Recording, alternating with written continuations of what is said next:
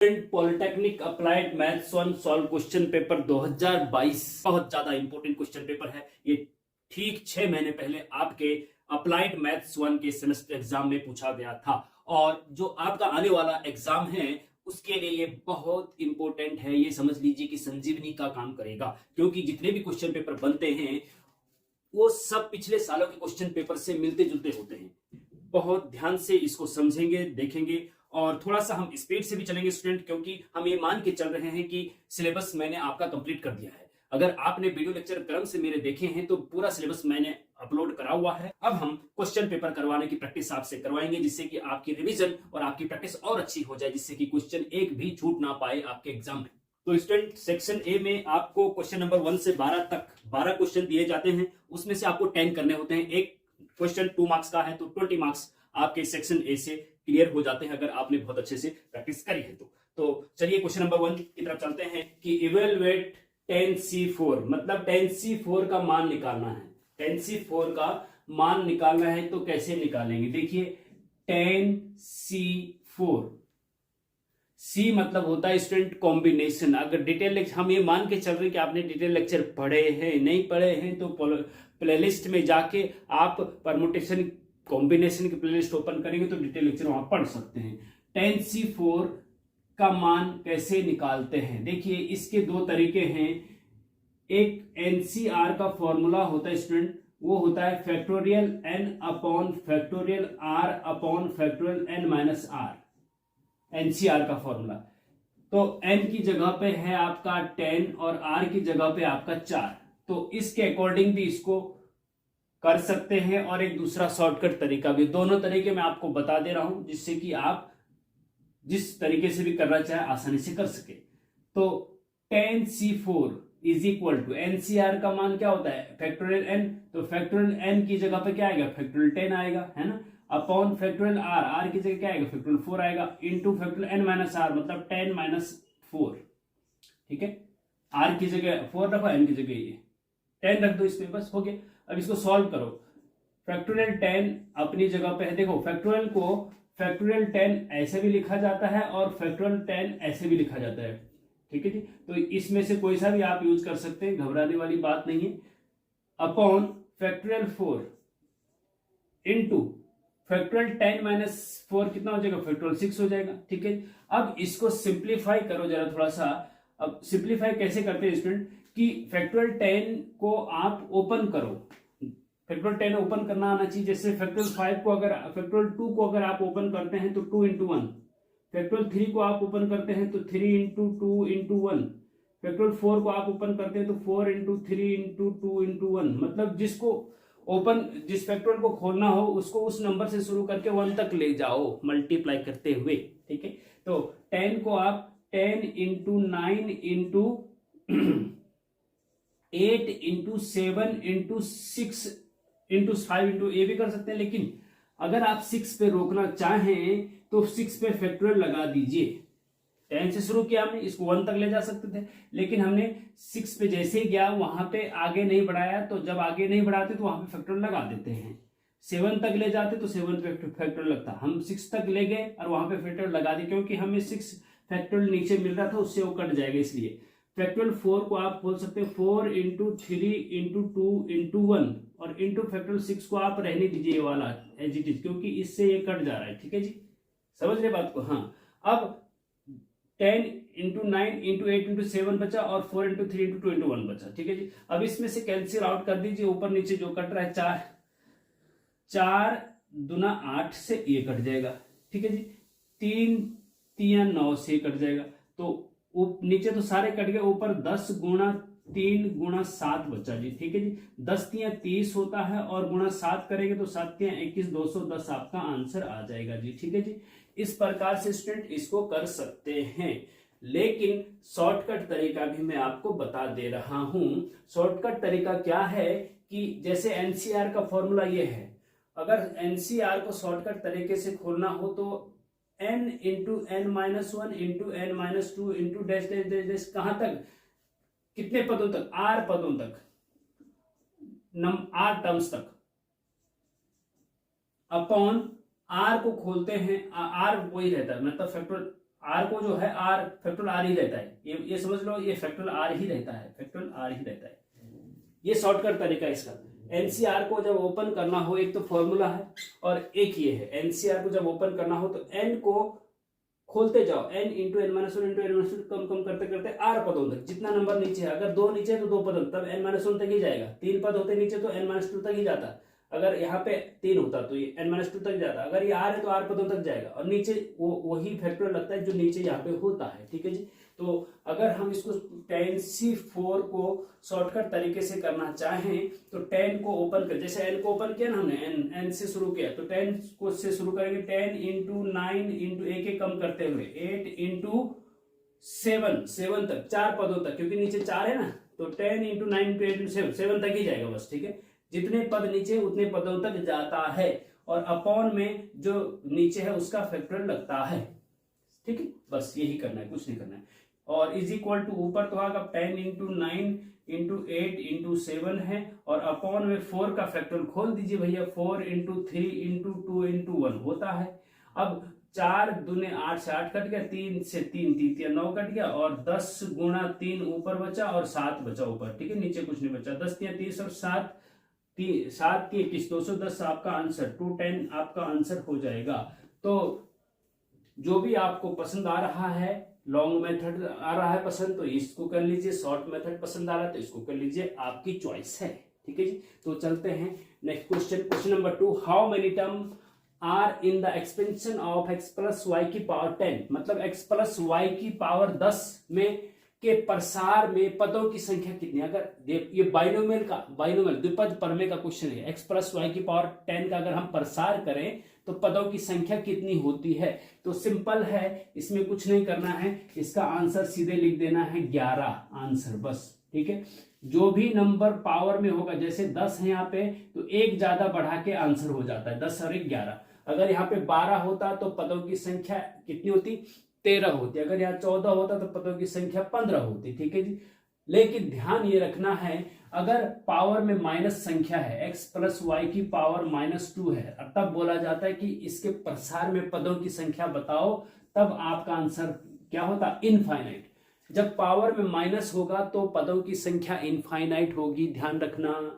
और जब positive number होगा, नेचुरल नंबर होगा, तो पदों की संख्या एक ज्यादा होती है, बस ये ध्यान रखना, ठीक है जी। तो क्वेश्चन नंबर 2 भी कंप्लीट हो गया है। अब चलते हैं क्वेश्चन नंबर 3 पे। इवेलुएट डिटर्मिनेंट के अंदर 4 3 2 1, डिटर्मिनेंट सारणिक का क्वेश्चन है, इसको सॉल्व करना है। सिंपल सी बात है भैया, सॉल्व करना है और कुछ नहीं करना है। तो पहले हम इसको मिटा देते हैं, इसको नोट कर लो आप, फिर हम इसको करते हैं। चलो यहाँ पे हम सीधे यहीं पे कर देते हैं। देखो कैसे करना है इसको, इज इक्वल टू, जब भी देखो 2 रो हैं और 2 कॉलम है, तो 2/2 का डिटर्मिनेंट को कैसे सॉल्व करते हैं डिटेल लेक्चर में तो हम बता चुके हैं। लेफ्ट के टॉप से मल्टीप्लाई करते हैं इधर, और फिर बीच में माइनस का चिन्ह, और लेफ्ट के बॉटम से मल्टीप्लाई करते हैं इसके साथ, बस। तो लेफ्ट के टॉप मतलब 4 इंटू 1, फिर बीच में माइनस का चिन्ह, फिर इसका मल्टीप्लाई यहां, मतलब 2 इंटू 3, ब्रैकेट का मतलब इंटू ही होता है, ठीक है जी। तो इस ब्रैकेट को खोलेंगे तो इनका मल्टीप्लाई हो जाएगा आपस में, 4 एकम 4 माइनस 3 दूना 6, और 4 में से 6 गए -2, आपका आंसर आ जाएगा, बस सिंपल सी बात है जी, ठीक है जी। तो डिटर्मिनेंट को ऐसे 2/2 के डिटर्मिनेंट को ऐसे सॉल्व करते हैं, और 3/3 के हम डिटेल लेक्चर में बता चुके हैं, ठीक है जी।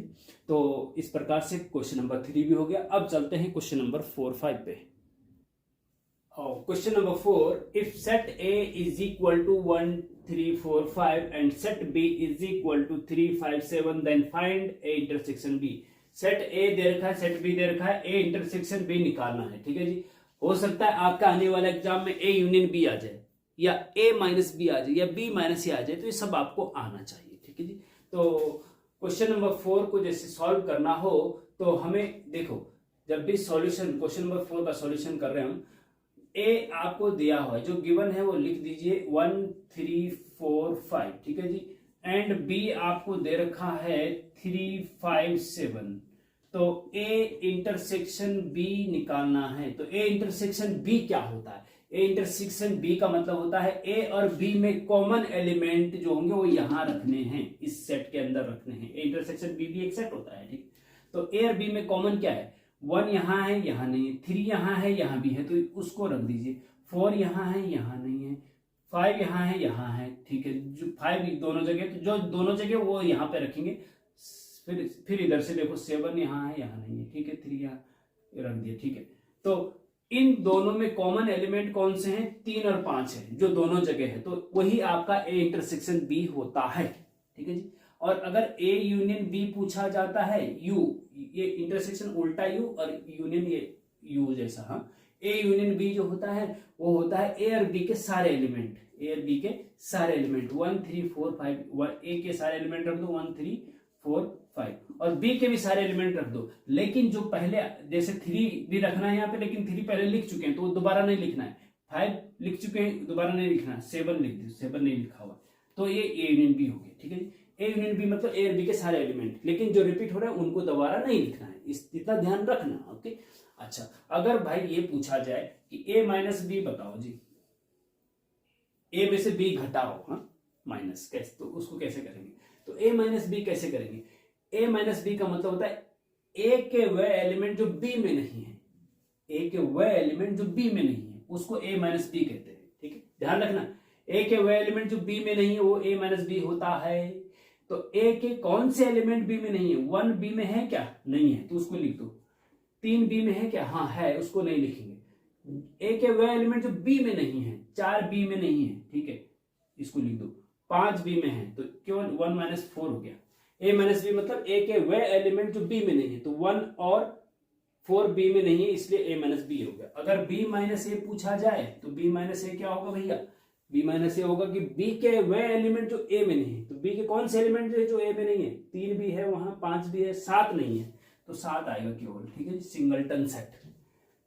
तो बी माइनस ए क्या हो गया, 7 हो गया, ठीक है। इस प्रकार से ये हो जाएगा। और अब चलते हैं क्वेश्चन नंबर 5 पे। Find the value of sine 495, 495, sine 495, कोण जो है ना, एंगल जो है 495 दे रखा है, तो इसका मान निकालना है। जैसे साइन 60 का मान क्या होता है, √3/2, तो ऐसे ही आपको बताना है कि साइन 495 का मान क्या होता है भैया। तो कैसे निकालेंगे, साइन 495 डिग्री बराबर क्या होगा। तो ट्रिग्नोमेट्री के डिटेल लेक्चर अगर आप पढ़ चुके होंगे तो आपको समझ में यहाँ पे आसानी से आ जाएगा, ठीक है जी। अब मैथ्स में बैक नहीं आएगी, आपने पढ़ा होगा बाहर थंबनेल पे, तो ये 100% सत्य है। अगर आप सीरियस तरीके से पिछले सालों के जितने भी क्वेश्चन पेपर, बहुत सारे क्वेश्चन पेपर ऑलरेडी अपलोड कर चुके हैं हम, उनको देखेंगे और सिलेबस सीरियल से अगर एक एक लेक्चर आपने अच्छे से देखे होंगे तो 100% मार्क्स आपके आ जाएंगे, 100%, 100 में से 100 आ जाएंगे, गारंटी दे रहा हूं। हाँ हाँ, पास तो छोड़ो, बैक तो भूल जाओगे। साइन 495, साइन 495 का मान कैसे निकालें भैया। देखो आपको पता है कि ये 360 से ऊपर है, तो जब 360 से ऊपर कोई होता है ना तो 360 प्लस थीटा करके उसको लिखा जाता है, कोशिश की जाती है ऐसे बना के, तो क्योंकि साइन 360 प्लस थीटा बराबर साइन थीटा होता है।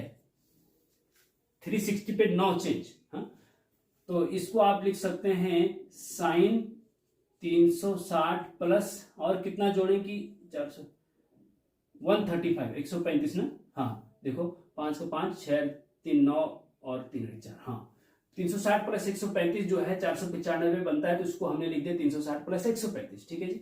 अब आगे देखो, साइन 360 प्लस थीटा बराबर साइन थीटा होता है, क्योंकि एक तो 360 पे नो चेंज तो साइन का साइन ही आएगा, और नेगेटिव पे पॉजिटिव 360 प्लस 3 फर्स्ट क्वाड्रेंट में, फर्स्ट क्वाड्रेंट में ऑल पॉजिटिव होते हैं। ये मैं इस भाषा के आधार पर बता रहा हूं जो मैंने अपने डिटेल लेक्चर में पढ़ा है, अगर आपने पढ़ा है तो आप समझ रहे होंगे, ठीक है, क्योंकि इससे और तरीका मेरे पास सरल तरीका नहीं है कि बिना ट्रिग्नोमेट्रिक डिटेल लेक्चर समझे या पढ़े आप सीधे डायरेक्ट इसको कर सको, ठीक है। किसी के पास ऐसा तरीका नहीं। साइन 135 डिग्री, तो ये आ जाएगा sine 360 plus theta, sine theta होता है साइन 135 डिग्री, ठीक है जी, ये हो गया, ओके, इज इक्वल टू, अब साइन 135 डिग्री का भी मान हमें पता नहीं, हमें तो भैया 0 का पता है, 30 डिग्री का पता है, 45 का पता है, 60 का पता है और 90 का पता है, तो इसमें इन में लाना पड़ेगा आपको। तो साइन 135 को आप लिख सकते हैं साइन 90 डिग्री प्लस 45 डिग्री, क्योंकि 90 प्लस 45 जो होता है ना 135 होता है, ठीक है जी।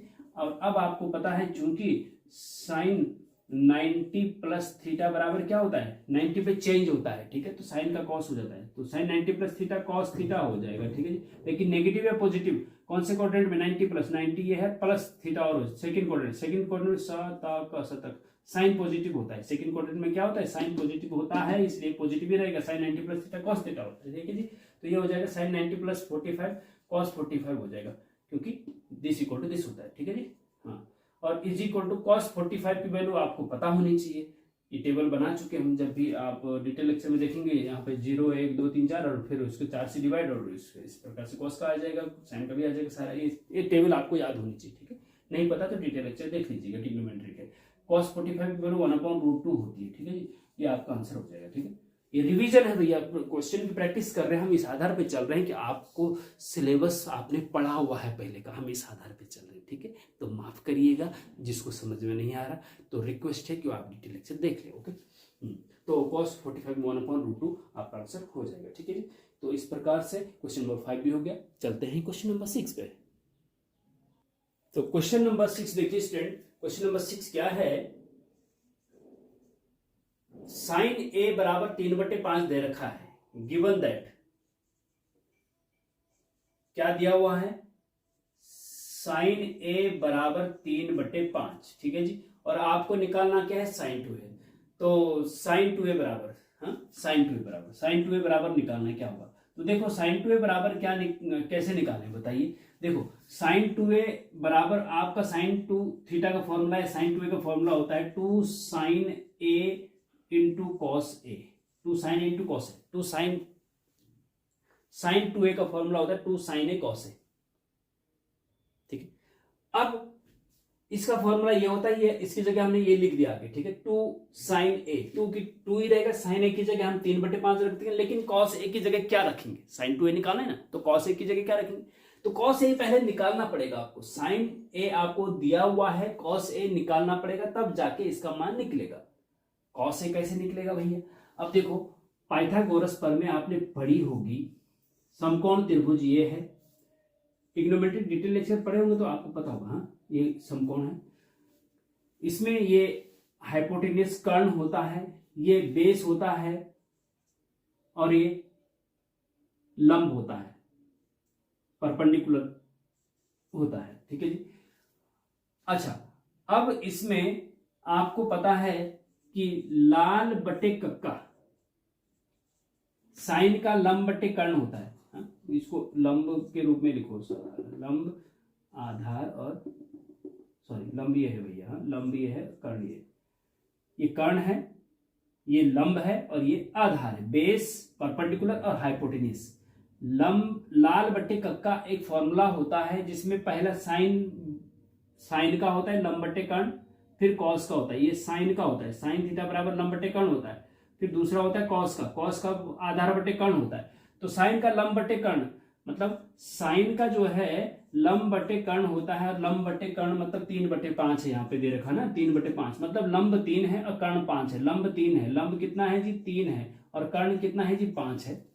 इसके अकॉर्डिंग लंब बटे कर्ण, साइन थीटा बराबर लंब बटे कर्ण होता है ना, तो 3/5 हाँ, परपेंडिकुलर बटे हाइपोटेन्यूस होता है, तो 3/5 है, 3/5 हो गया, ठीक है जी। अब हमें इसका बेस निकालना है, पाइथागोरस प्रमेय से बेस निकालना है। आपको पता होना चाहिए पाइथागोरस प्रमेय होती है कि कर्ण का वर्ग बराबर लंब का वर्ग प्लस आधार का वर्ग, हाइपोटेन्यूस का square is equal to perpendicular का स्क्वायर प्लस बेस का स्क्वायर, ठीक है जी। तो कर्ण का वर्ग मतलब 5 का वर्ग, 5 का स्क्वायर, प्लस लंब का वर्ग 3 का स्क्वायर, प्लस a का स्क्वायर आपको निकालना है, ठीक है जी।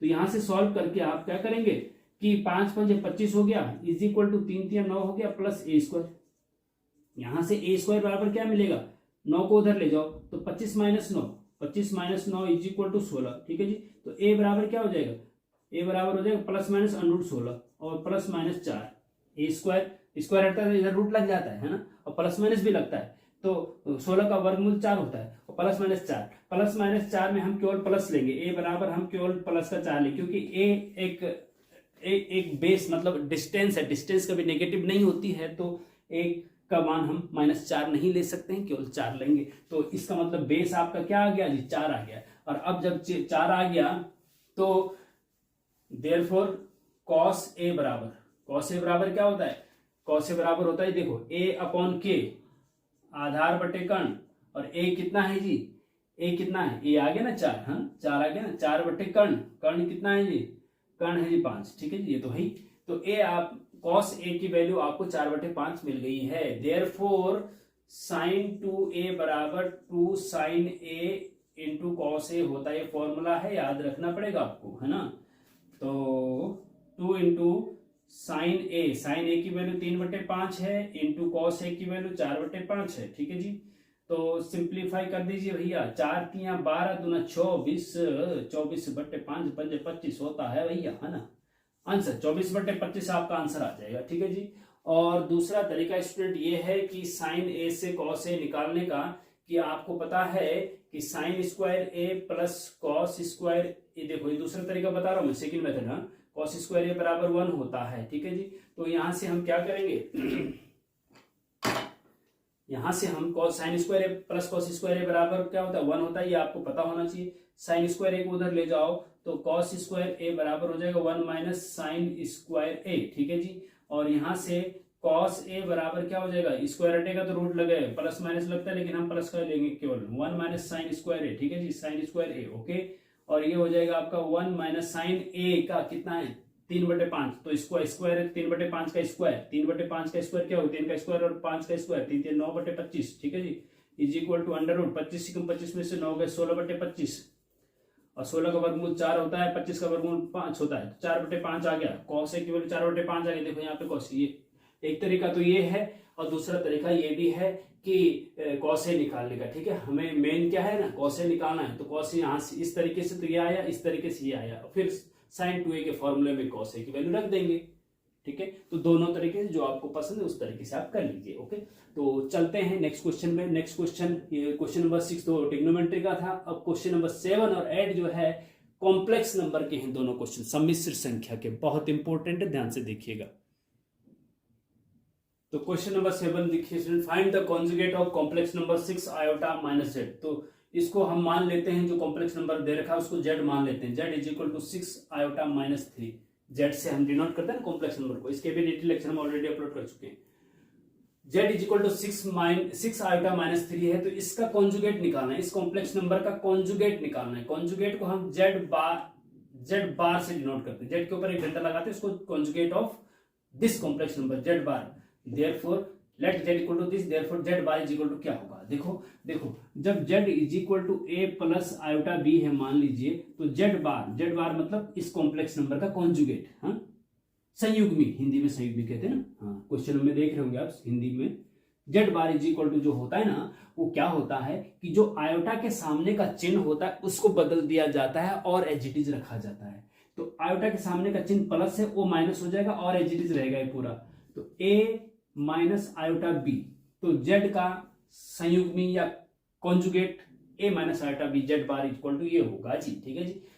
अब इसका क्या होगा 6 आयोटा माइनस 3, तो यहाँ पे कई स्टूडेंट गलती कर जाते हैं कि इस माइनस को प्लस कर देते हैं, बीच का नहीं करना है, आयोटा के सामने का चिन्ह, आयोटा के सामने यहाँ पे क्या है, आयोटा के सामने यहाँ पे 6 से आगे क्या चिन्ह है, कुछ नहीं का मतलब प्लस होता है, ठीक है जी। तो आयोटा के सामने का चिन्ह बदल देना है, प्लस की जगह माइनस हो जाएगा, तो -6 आयोटा हो जाएगा, -6 आयोटा और एज इट इज -3 अपना एज इट इज रहेगा, ठीक है जी। तो ये आपका आंसर हो जाएगा, सिंपल है भैया, है ना। कॉन्जुगेट जब भी निकालना हो किसी कॉम्प्लेक्स नंबर का, तो आयोटा के सामने का चिन्ह बदल देना, बस और कुछ मत करना, है ना। अच्छा, अब चलते हैं जी क्वेश्चन नंबर 8 पे। क्वेश्चन नंबर 8 में क्या पूछ रखा है, मॉडुलस मापांक ऑफ कॉम्प्लेक्स नंबर। तो लेट जिस कॉम्प्लेक्स नंबर को निकालना है उसको हमने जेड मान लिया, z is equal to 1 plus iota, तो देयरफॉर जेड का मापांक, दो डंडे बगल में लगा दो अगल बगल, तो उसको मापांक कहते हैं, मॉडुलस कहते हैं, और ऊपर एक लगा उसको कॉन्जुगेट कहते हैं, ठीक है जी। तो z equal to 1 plus iota है, तो जेड का मापांक modulus of z is equal to क्या होगा। तो देखिए, जब जेड बराबर ए प्लस आयोटा बी है, तो Z bar modulus of Z बराबर क्या होता है, ठीक है। मॉडुलस ऑफ जेड होता है स्टूडेंट कि अंडर रूट में रियल पार्ट का स्क्वायर प्लस इमेजिनरी पार्ट का स्क्वायर, ठीक है। और रियल पार्ट क्या होता है, जो जिसमें दो पार्ट है ना, एक ए है और एक आयोटा बी है? तो जिसमें आयोटा नहीं है उसको रियल पार्ट बोलते हैं। जैसे ए है ना यहाँ पे, तो ये यहाँ पे रियल पार्ट है, इसलिए z mod z equal to हो जाएगा रियल पार्ट यहाँ पे ए है, जिसमें आयोटा नहीं उसको रियल पार्ट बोलते हैं, ए का स्क्वायर प्लस बी का स्क्वायर। इमेजिनरी पार्ट होता है जो आयोटा के साथ जो नंबर होता है उसमें चिन्ह भी शामिल होता है आगे का, ठीक है। तो आयोटा के साथ कौन सा नंबर है, क्या संख्या है, बी है, और प्लस चिन्ह है तो प्लस का बी, तो बी का स्क्वायर।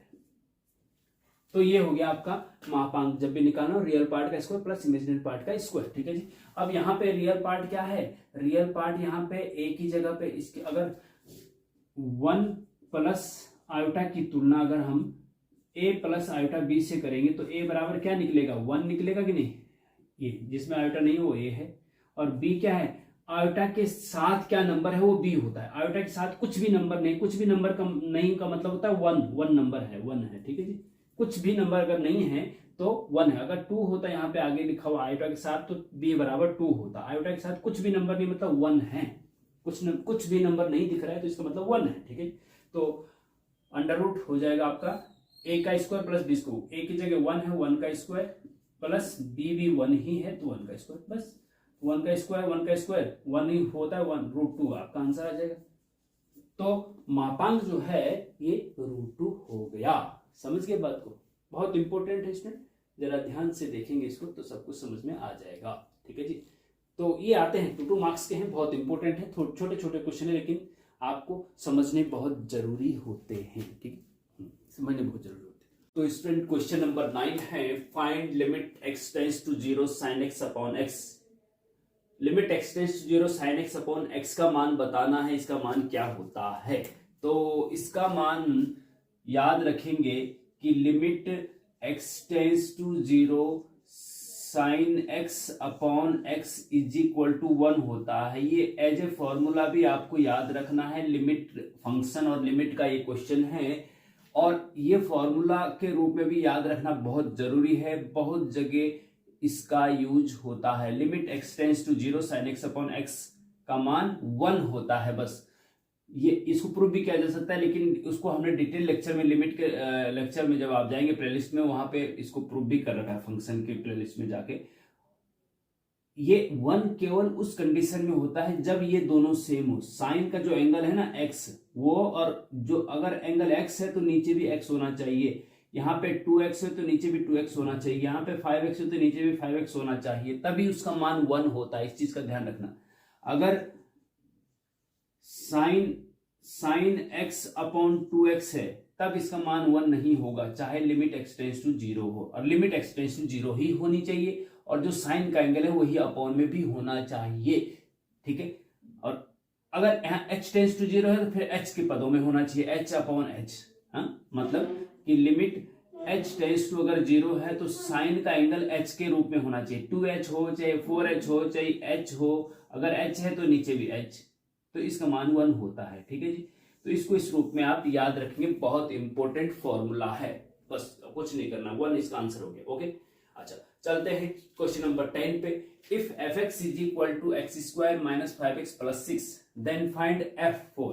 फंक्शन का क्वेश्चन है, डिटेल लेक्चर हम ऑलरेडी अपलोड कर चुके हैं। तो सॉल्यूशन जब इसका लिखेंगे तो सबसे पहले गिवन दैट, गिवन क्या है उसको लिख लीजिए, given that fx is equal to, ये क्या है, x square minus 5x plus 6, ये एक फंक्शन है आपके पास, ठीक है जी। fx का मान ये है, देयरफॉर f4 का मान क्या होगा, जब fx बराबर ये है तो f4, डिटेल लेक्चर हमने फंक्शन के प्लेलिस्ट में जाएंगे तो वहां पे आपने डिटेल में बता रखा है। fx is equal to this है तो f4 बराबर क्या होगा, तो f देखिए x की लेफ्ट साइड में x की जगह हमने क्या रख दिया, 4 रख दिया, तो राइट साइड में भी x की जगह 4 रख दो, एज इट इज बिल्कुल। ये जो दे रखा ना, इसमें x जहां पे है वहां 4 रख दो, और सब चिन्ह बिन सब नंबर वही लिखो। जैसे x की जगह 4 रखिया, इसके ऊपर स्क्वायर है तो इसका स्क्वायर कर दो, फिर माइनस का चिन्ह है, फिर 5 है, फिर x की जगह पे 4 रख दो, फिर प्लस का 6 है, इसको सिंप्लीफाई कर लो, हल कर लो, मतलब 4 का स्क्वायर 16 होता है जी, माइनस 500 का 20 20 प्लस 6। ओके, अच्छा अब प्लस प्लस के 16 और 6 है, तो इनको जोड़ दो, प्लस का 16 प्लस का 6 22 होता है, और माइनस का 20 हो गया। अब 22 में से 20 घटा तो 2 आपका आंसर आ जाएगा। तो कहने का मतलब ये है कि जब f(x) बराबर ये है तो f(4) बराबर 2 होगा, आंसर बस खत्म। ऐसे ही आपको हो सकता है अगले एग्जाम में f-2 आ जाए कि f-2 का मान निकालो, तो x की जगह -2 रख देना बस। अगर f3 पूछा जाए तो x की जगह 3 रख देना बस। सिंपल ऐसा करना है, ये आता ही आता है क्वेश्चन, तो इसको जरा समझ लीजिए बहुत अच्छे से। ओके, तो चलिए नेक्स्ट क्वेश्चन पे चलते हैं। तो next question student, question number 11, derivative of tan inverse x is -1/1 + x², true है या फॉल्स है? tan इनवर्स x का डिफरेंशिएशन, अवकलन ये है, उन्होंने कहा कि ये है, इसका डिफरेंशिएशन ये है, तो क्या ये सही है या गलत है? तो आपको पता होना चाहिए, डेरिवेटिव का डिटेल लेक्चर हम ऑलरेडी बना चुके हैं।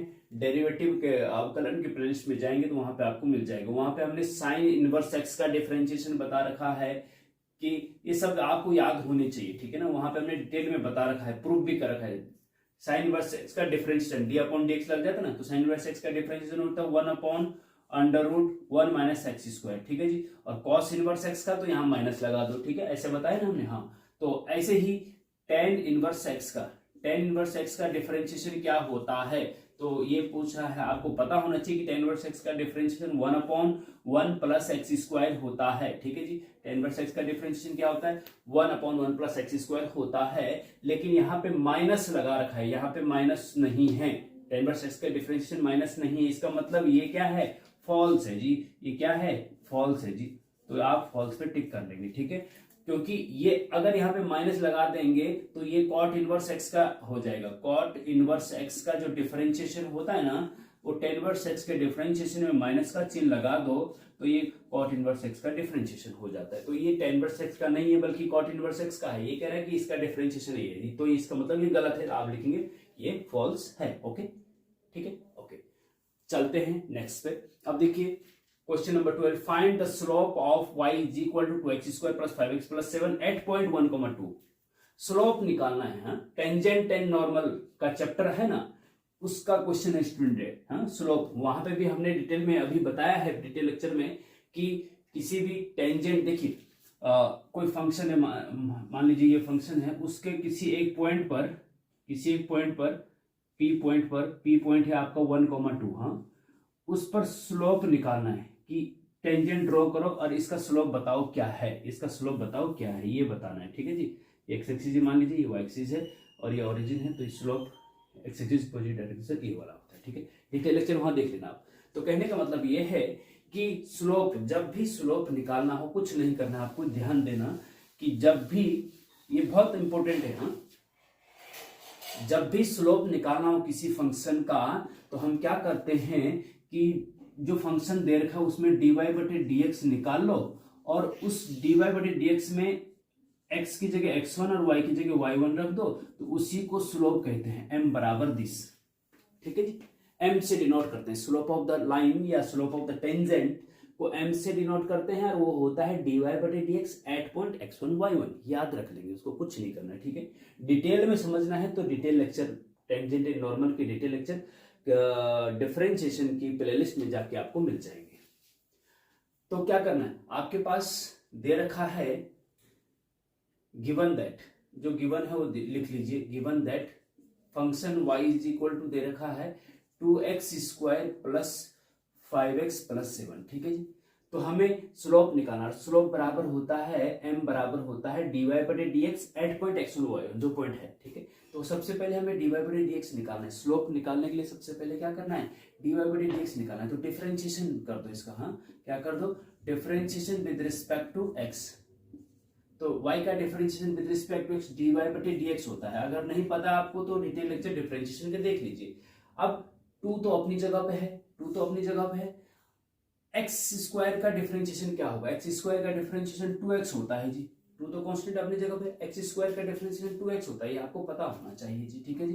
प्लस 5 अपनी जगह पे x का डिफरेंशिएशन 1 होता है जी, ये आपको पता होना चाहिए, प्लस 7 का डिफरेंस कांस्टेंट राशि का डिफरेंशिएशन 0 होता है जी, ठीक है, ये आपको पता होना चाहिए। तो कुल मिला के आपके पास जो dy/dx आया है वो आया है, दो ब्रैकेट खोलेंगे ना तो 2 दूना 4x हो जाएगा प्लस 5 एकम 5 हो जाएगा, ठीक है जी। अच्छा, अब हमें स्लोप निकालना है, तो slope of therefore slope m is equal to होता है dy/dx eight point x1 y1 की जगह यहाँ पे 1,2 है, क्या है 1,2, तो 1,2 पर जो dy/dx का मान होगा वही इस फंक्शन का स्लोप होगा इस पॉइंट पर, ठीक है जी, इसका स्लोप। हाँ, अच्छा, तो dy/dx तो ये निकला है, इसमें x की जगह पे x1 रख दो, y की जगह पे 2 रख दो, सॉरी x की जगह पे 1 रख दो और y की जगह पे 2 रख दो, ठीक है, पहले वाला x की जगह पे रखा जाता है, दूसरे वाला y की जगह पे रखा जाता है। तो dy/dx जो है ना, इसमें x की जगह पे तो 1 रख देंगे, y इसमें है ही नहीं तो y की जगह 2 नहीं रखेंगे क्योंकि y है ही नहीं कहीं, अगर होता y तो y उसकी जगह पे 2 रखता, x जहां जहां है वहां 1 रखेंगे, तो ये है जी आपका 4x, x की जगह पे 1, हाँ, प्लस 5, ठीक है जी, ओके, 4 एकम 4 और 5 9, तो 9 आपका स्लोप आ गया जी आंसर, ठीक है जी। इस प्रकार से स्टूडेंट इस क्वेश्चन को भी करेंगे, बहुत इंपॉर्टेंट है और बहुत ज्यादा पूछा भी जाता है, आगे 6 मार्क्स का भी ये पूछा जाता है कि जो कर्व है, देखो अभी तो हमने केवल स्लोप निकाला m, हाँ स्लोप, ये जो टेंजेंट है इसका स्लोप निकाला 1,2 पर, ठीक है, आगे ये भी पूछा जाता है कि ये जो टेंजेंट है इसकी इक्वेशन निकालो, हाँ, एक सीधी लाइन है, इसकी इक्वेशन निकालो, तो इक्वेशन होती है y माइनस y1 बराबर m into x minus x1, ठीक है जी।